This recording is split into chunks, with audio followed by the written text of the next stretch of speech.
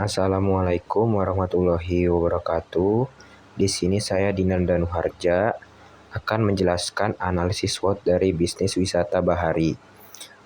Saya menganalisis wisata bahari ini karena saya melihat potensi begitu besar dalam bidang ekonomi, khususnya untuk wisata bahari. Saya melihatnya itu sendiri berdasarkan pengalaman saya di kampung halaman saya itu di daerah Sumatera Barat. Sangat banyak atau banyak yang membuka ladang bisnis wisata bahari ini khususnya di daerah pesisir Sumatera Barat dikarenakan potensi alamnya yang sungguh indah dan juga banyak sekali wisatawan yang datang berlibur ke sana. Sehingga saya di sini akan menjelaskan bisnis wisata bahari yang saya akan jalankan. Sebelumnya saya berterima kasih kepada Pak Asep Hamzah yang karena sudah memberikan tugas analisis SWOT ini. Oke, langsung saja. Untuk analisis SWOT bisnis wisata bahari ini, untuk kekuatannya itu yang pertama adalah lokasinya adalah menarik. Usaha ini biasanya berlokasi di resort populer dengan pantai yang indah dan banyak terdapat wisatawan. Jadi dengan lokasinya yang strategis dan juga alamnya yang bisa dibilang masih terawat atau terjaga, dapat menarik minat wisatawan lokal maupun mancanegara. Yang kedua, permintaannya tinggi. Aktivitas wisata bahari ini bisa dibilang sangat diminati oleh wisatawan yang mencari petualangan dan kesenangan di pesisir pantai.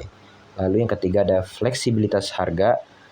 Harga yang kami tawarkan dapat menyesuaikan kantong wisatawan dengan paket atau ketentuan yang berbeda pada setiap wisatawan yang ingin menikmati keindahan alam atau keindahan pesisir di daerah yang kami jalankan bisnisnya ini.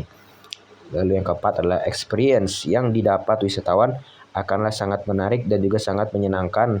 Jadi bisa dibilang kami menawarkan experience yang bisa didapatkan hanya sekali ataupun membekas lah untuk para wisatawan yang akan menikmati jasa wisata bahari kami. Oke, lalu yang kedua itu ada weakness-nya. Yang pertama itu bisnis ini sangat bergantung pada cuaca. Jadi jika bisnis ini dijalankan pada saat cuaca memburuk atau tidak baik, bisnis ini dapat terganggu operasionalnya. Dan juga tentu akan mengganggu pendapatan yang akan kami dapatkan dari wisatawan. Lalu yang kedua adalah batasan musiman. Permintaan bisnis ini dapat sangat bervariasi tergantung pada musim liburan sehingga menyebabkan fluktuasi pendapatan yang signifikan. Jadi bisnis ini kelemahannya adalah bisa dibilang bersifat musiman. Jadi ketika musim libur datang, otomatis pendapatan meningkat. Sementara jika bukan musim liburan atau hari-hari biasa, otomatis pendapatan bisa dibilang akan menurun. Lalu yang ketiga itu biaya operasional, membutuhkan biaya pemeliharaan dan juga pengoperasian yang cukup tinggi untuk peralatan dan manajemen keamanan. Seperti misalnya kami menawarkan sewa jet ski maupun sewa banana boat. Jadi bisa dibilang operasionalnya sangat besar karena harus membeli solar dan juga harus melakukan perawatan mesin. Lalu yang ketiga itu ada trades. Trades dari bisnis ini bisa dibilang persaingan yang kuat. Jadi di daerah pesisir ini banyak sekali yang membuka bisnis jasa wisata bahari seperti ini. Jadi banyak saingan dan juga banyak kemungkinan wisatawan akan mencoba jenis wisata dari agen lain. Lalu yang kedua perubahan peraturan atau regulasi. Perubahan peraturan terkait keselamatan lingkungan atau izin usaha dapat mempengaruhi operasional dari bisnis kami ini. Lalu yang ketiga adalah perubahan tren. Perubahan preferensi pariwisata atau aktivitas rekreasi dapat menurunkan permintaan untuk aktivitas tertentu. Jadi kemungkinan ada perubahan tren yang membuat wisatawan tidak tertarik lagi untuk mencoba bisnis wisata bahari ini. Mungkin seperti hanya ingin berlibur di pantai untuk berjemur, ataupun hanya menikmati waktu luang saja bersama keluarga-keluarganya dan tidak tertarik mencoba bisnis wisata bahari ini. Lalu ada Opportunities atau peluang dari bisnis ini. Yang pertama itu adalah layanan serbaguna. Bisnis wisata bahari ini dapat memperluas jangkauan atau network dengan bekerja sama dengan layanan tambahan seperti kapal pesiar, persewaan peralatan menyelam, atau mengadakan acara lainnya yang dapat menarik minat wisatawan di sekitar pantai.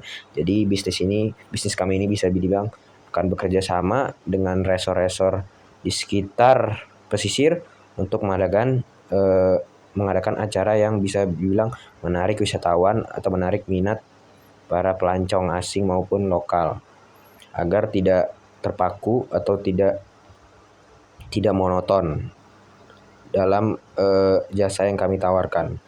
Lalu yang kedua itu ada kemitraan dengan hotel maupun resort. Bisnis ini saya melihat peluang bermitra dengan hotel atau resort lokal untuk menawarkan paket liburan yang lengkap dan dapat meningkatkan visibilitas dan pendapatan bisnis wisata bahari ini. Jadi peluangnya itu seperti kita bekerja sama dengan resort lokal dan menawarkan paket liburan yang sudah include dengan jasa wisata bisnis ini, sehingga wisatawan yang datang dapat berlibur, menginap, dan sekaligus mencicipi jasa wisata bahari ini yang akan kami lakukan kerjasama dengan resort maupun hotel-hotel terkait.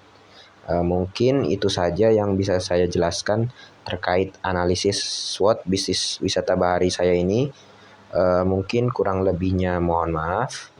Wassalamualaikum warahmatullahi wabarakatuh.